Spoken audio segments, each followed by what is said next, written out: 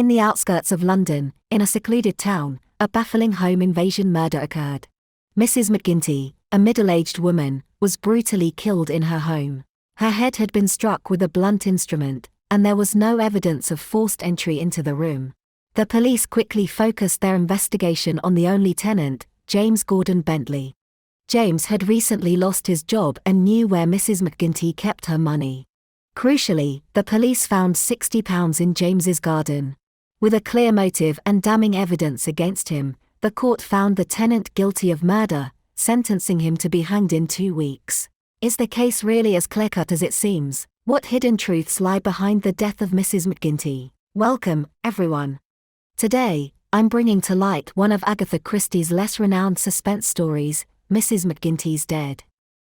On a morning filled with unease, Superintendent Spence, who was in charge of the McGinty murder case, sought the expertise of Hercule Poirot, a celebrated detective in Britain.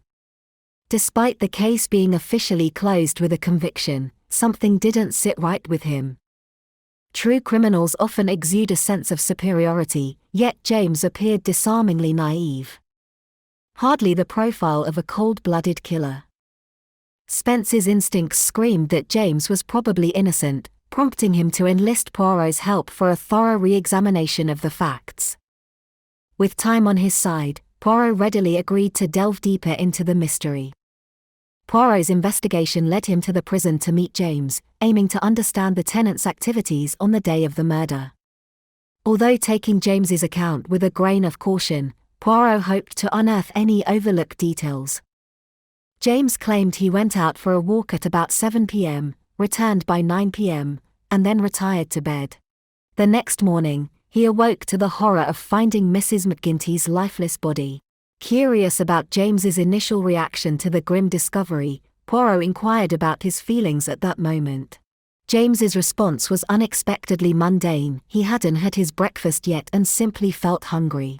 This offbeat answer left Poirot both surprised and intrigued, pushing him further into the complexities of the case.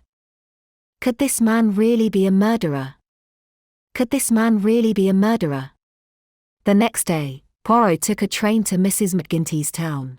After her death, her house was inherited by her niece, Bessie Birch, and her husband, Joe Birch.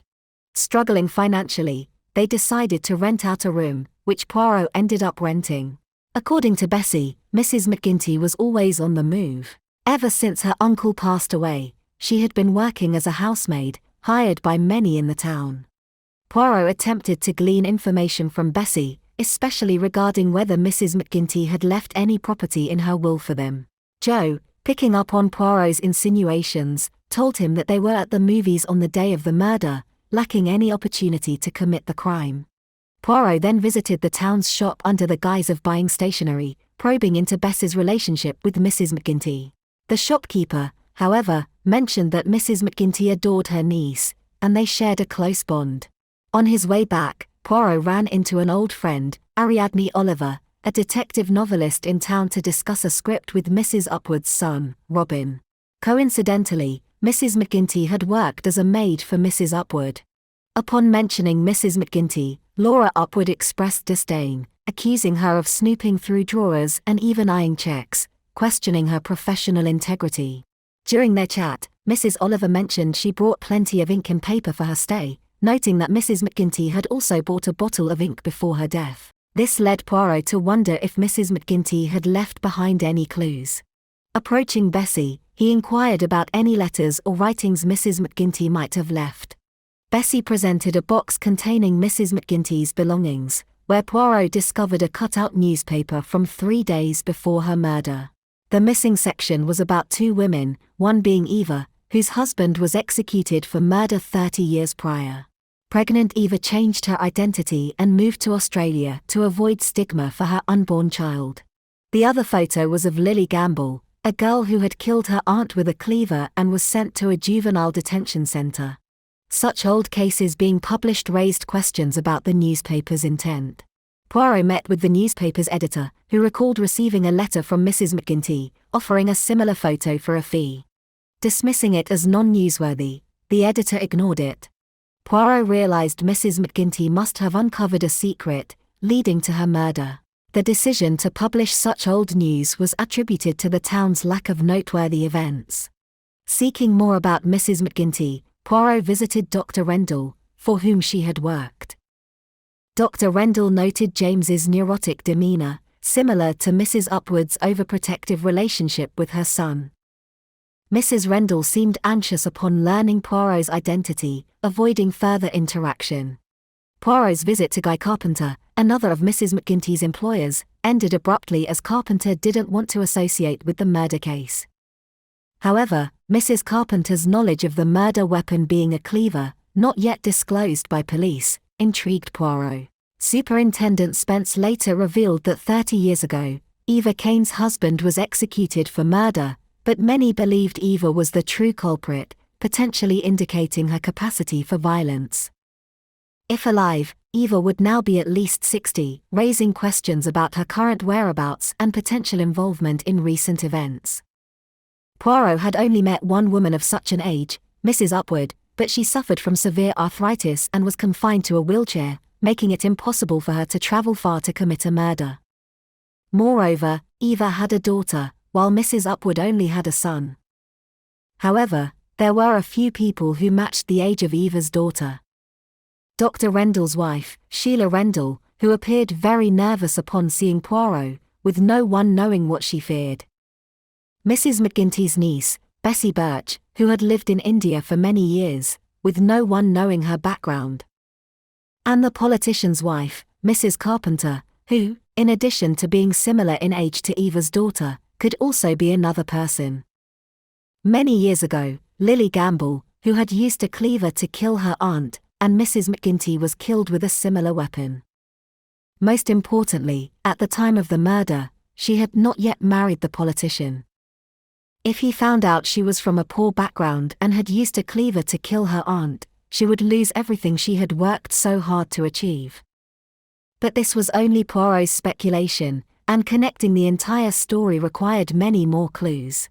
The next day, as Poirot prepared to return to London for some errands, a mysterious person pushed him off the platform as he waited for the train.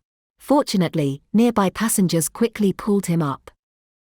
Although it was a close call, it was good news for Poirot, indicating that his investigation was on the right track and that someone was getting nervous. That evening, Poirot was invited to Mrs. Upwood's party, now a focal point in the town as everyone was eager to know the progress of the case investigation. Typically, Poirot would not reveal his findings prematurely, but this time he unusually presented the photos of Eva and Lily to observe the reactions of the attendees.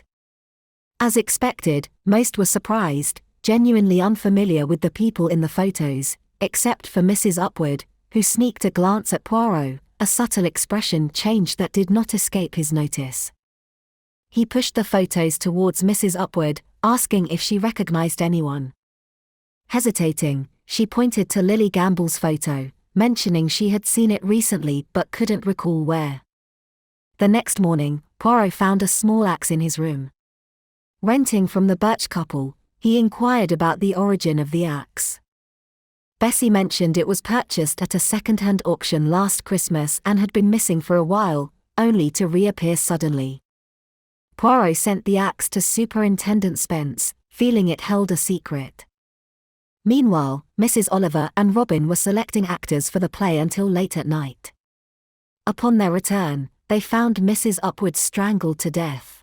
The police arrived at the scene immediately after being alerted. The murderer's method was clean and efficient, with Mrs. Upwood having no chance to resist, leading the police to suspect it was someone she knew. A lipstick mark on a coffee cup on the table and the lingering scent of expensive perfume suggested the murderer was likely a woman. Poirot had warned Mrs. Upwood to be cautious after she recognized the photo, but she still fell victim to the killer. At this moment, Bessie unexpectedly arrived at the crime scene. She mentioned visiting the night before when Mr. Birch had received a call from the wealthy lady, expressing loneliness and inviting Bessie for coffee. However, when Bessie rang the doorbell, no one answered, indicating Mrs. Upwood was likely already dead by that time. Superintendent Spence brought news that the axe Poirot had sent matched the blood type of the victim, confirming it as the murder weapon for Mrs. McGinty's case. This raised the question of why such a crucial piece of evidence was left in such an obvious place. Back in London, during a casual conversation with James, Poirot brought up his girlfriend, who firmly believed in James's innocence. Poirot inquired about their acquaintance. James explained she worked in real estate, and they met when he visited the town for business. They bumped into Robin, Mrs. Upwood's son, known for his fame, and even got his autograph, reminiscing about those happier times. Poirot asked James if Mrs. McGinty had mentioned anything about the evening paper before her murder, hinting at a decades-old murder case involving someone living in the town. James vaguely remembered Mrs. McGinty discovering the identity of someone linked to an old murder case but couldn't recall who. James's often scattered memory and the passage of time since made it hard to remember the details. Poirot's speculation was accurate. Mrs. McGinty had uncovered someone's identity and was silenced for it. Mrs. Upwood's claim of recognizing Lily Gamble's photo didn't hold up under scrutiny. Lily came from poverty and wasn't particularly attractive in her youth. Unlikely anyone would keep such a photo, including herself. Therefore, Mrs. Upwood probably saw the other photo, likely of Eva. Despite lying, she became a threat to the murderer, who took the opportunity to kill her while Mrs. Oliver and Robin were busy with the play auditions. The next day, Poirot visited Mrs. Rendell and Mrs. Carpenter. It turned out that on the day of the murder, they too received invitation calls from Mrs. Upwood. But Mrs. Rendell overslept and missed the appointment, while Mrs. Carpenter declined due to disinterest in socializing with Mrs. Upwood. Among the three invitees, only Bessie went, claiming no one answered the doorbell. Is her claim credible? Returning home, Poirot found the living room drawer in disarray. Being meticulous, he tidied up, unexpectedly finding a young photo of Eva in the drawer with "My mother" written on the back. This discovery at Bess's home suggested she might be Eva's daughter. Superintendent Spence brought news that Lily, released from prison, had remarried but later killed her husband with a meat cleaver and was back in prison. This key clue helped Poirot piece together the truth.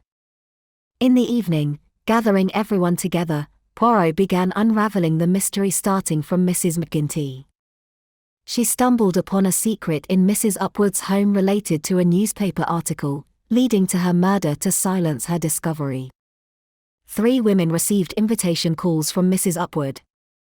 Mrs. Rendell, Mrs. Carpenter, and Bessie Birch, all similar in age to Eva's daughter. However, the first 2 missed the appointment, and Bessie left when no one answered, raising the question of who left the lipstick mark and perfume scent at the crime scene. The killer, a man trying to frame a woman, used third parties to convey the invitations, disguising his voice. Bessie's invitation was received by Mr. Birch, unable to confirm the caller's identity. This ruse, aimed to incriminate Bessie, included planting Eva's photo and a blood-stained axe in her belongings. Poirot revealed that the killer was Evelyn Hope, aka Robin Upwood, Mrs. Upwood's son and the true mastermind behind both murders. Mrs. McGinty discovered his secret lineage to Eva, prompting him to eliminate her. Evelyn also orchestrated the scene to implicate Bessie, using his relationship with Mrs. Oliver as an alibi. Ultimately, his efforts to disguise his gender and lay false trails were undone by Poirot's deduction. The case's resolution revealed that Evelyn was not Eva's biological child but shared a fear of abandonment due to his adoption. Faced with undeniable evidence, Evelyn had no defense against Poirot's accusation.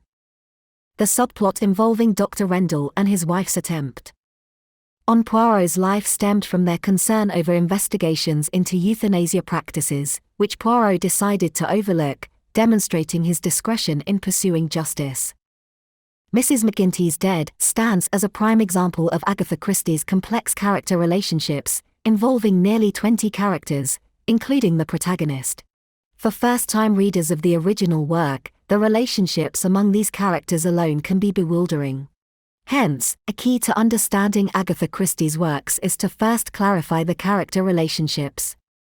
From a suspense perspective, much like most of Agatha's works, this story employs numerous foreshadows to obscure clues, which are then gradually unearthed through the protagonist's constant observation and analysis. What sets this work apart is the incorporation of psychological tactics, or what Poirot calls public secrets. The newspaper mentioning Eva having a daughter leads people to assume she had a daughter. When lipstick marks and perfume scent appear at a crime scene, people habitually suspect a female culprit, reflecting a kind of inertia in thinking. When confined within such thinking, the truth is often obscured. Among Agatha Christie's many characters, Robin Upward, or Evelyn Hope, is not particularly clever as a murderer. His attempt to frame someone with lipstick marks, who never used lipstick, falls short. However, his mastery in leveraging people's habitual thinking is notable. Fortunately, Poirot's deduction relies less on appearances and more on psychological insights, breaking conventional molds to reveal the truth. An episode not previously mentioned involves Eva Kane and a man named Craig 30 years ago. Craig, a married man, supposedly killed his wife out of love for Eva, leading to his execution. Some believe Eva was the actual murderer, with Craig taking the blame. James's girlfriend, a real estate worker, is Craig's daughter, who, upon suspecting Mrs. Upward might be Eva, intended to avenge her mother, but found Mrs. Upward already dead upon arrival. It was only after Poirot unveiled the truth that she reflected on her near mistake, influenced by the prevailing belief that Eva killed her own mother. The greatest strength of Agatha's works lies not in the crime narrative but in the analysis of human nature. Every character harbors a side they wish to keep hidden. Bess's husband's affair with the shopkeeper, Mrs. Rendell's past as a dancer posing as a martyr's widow, Evelyn's concealed relationship with Mrs. Upward, and Mrs. Rendell's willingness to commit a crime for Dr. Rendell's sake. Secrets remain secrets because they are unspeakable. Protecting others' secrets is also a way of protecting oneself. That concludes today's story. If you enjoyed my explanation, remember to like and support me. Your support is my greatest encouragement.